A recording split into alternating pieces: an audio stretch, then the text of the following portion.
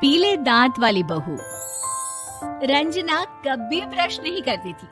उसे कितनी बार उसके माँ बाप ने डांटा, लेकिन उसका कोई असर उस पर होता ही नहीं था, जिस कारण से उसके दांत पीले पीले हो जाते हैं। शादी के बाद।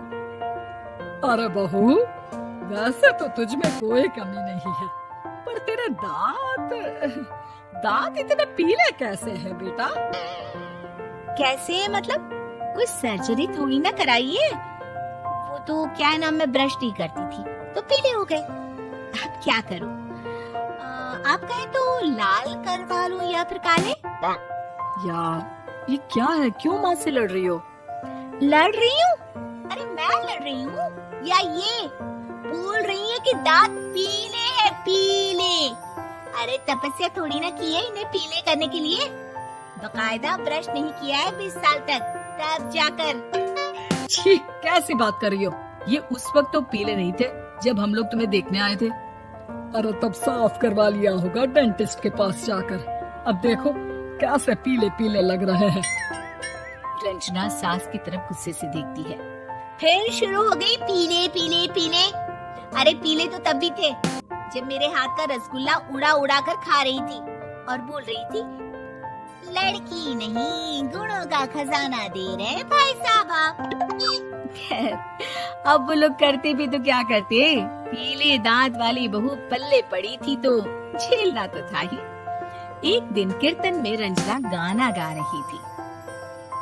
अरे कमला बहन, माँ का द्वार आया तो सब शुद्ध होकर आते हैं, फिर अपनी बहू को ब्रश भी नहीं करवाती तुम। दूर से पीले पीले दांत भक्ति में बाधा उत्पन्न कर रहे हैं। अरे कोई 2 साल के बच्चे थोड़ी ना लेकर आई हूँ मैं बहू बनाकर। अच्छी खासी लड़की है, अरे कैसे करवाऊं ब्रश? ये तो उसे खुद करना चाहिए ना। अब माँ बाप तो इसके जैसे तैसे निपटा दिए, ये नहीं सोचा कि सास कैसे संभालेगी। सास बहू को लेकर घर आ जाती है, लेकिन सोच लेती है कि अब इसे लेकर कहीं नहीं जाएगी। अगले रोज बहू कहती है, अरे क्या हो गया, मंदिर नहीं जाना क्या? कीर्तन का वक्त हो रहा है। मेरी मधुर वाणी से कान्हा जी जागते हैं और सोते हैं। आप तो जानती है ना उनकी भक्ति में कितना मन लगता है मेरा। वो क्या है ना, तबीयत ठीक नहीं लग रही है मेरी, आराम करूंगी मैं। तबीयत ठीक नहीं लग रही? अभी तो मिथुन के गाने पर नाच रही थी आप, और अब बोल रही है कि तबीयत ठीक नहीं लग रही। अरे भक्ति में मन लगा लो सासू माँ, ऊपर जाना है, क्या मुंह दिखाओगी आप? हाँ? सास को बहू की बात पर गुस्सा आ जाता है। मैं क्या मुंह दिखाऊंगी, इसकी चिंता तो ना कर, समझी? अपने मुंह की चिंता कर, जो ये पीले पीले दांत लेकर हर जगह पहुंच जाती है। पता है लोग कितना मजाक बनाते हैं। ना जी ना, मैं नहीं जाना कहीं तेरे साथ। तो ये बात है।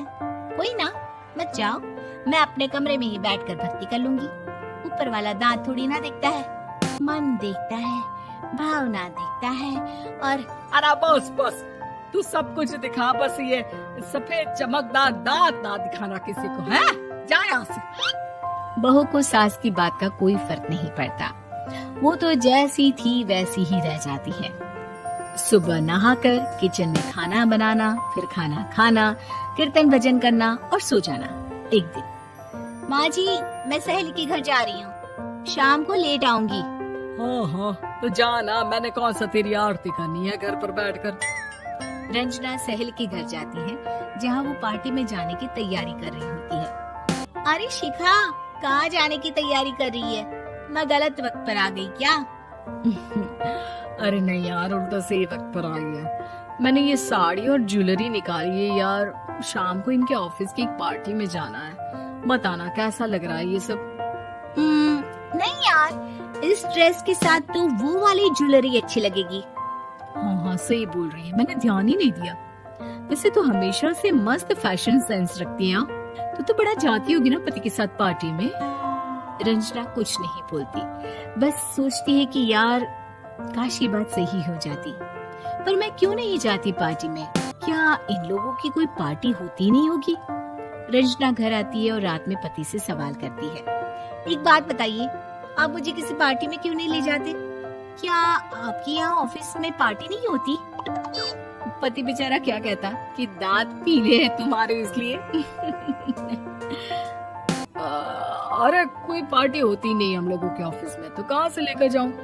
और मार्केट, मॉल, कहीं वीकेंड घूमना, कहीं तो। अरे यार, सारे हफ्ते में एक छुट्टी मिलती है, तो सोचता हूँ कि आराम ही कर लूं। क्यों? रंजना मन मार के रह जाती है। पहले कभी सास के साथ मंदिर जाया करती थी, लेकिन वो भी सास ने ले जाना बंद कर दिया। घर बैठी बैठी रंजना बोर हो जाती है। तभी उसे आइडिया आता है और वो मायके जाने का सोचती है। सासू माँ, 2 दिनों के लिए मम्मी के घर जा रही हूँ। अच्छा अच्छा, ठीक है, आराम से जा। और हाँ, माँ से कुछ अच्छी आदत सीख कर आना कि कैसे शरीर के हर भाग की तरह दांतों की सफाई भी जरूरी होती है, समझी? शुरू हो गई ना आप? वो लोग आपकी तरह नहीं है कि छोटी छोटी बात का बतंगड़ बना दे। उन लोगों के लिए मैं मायने रखती हूँ, ना कि मेरे पीले पीले दांत।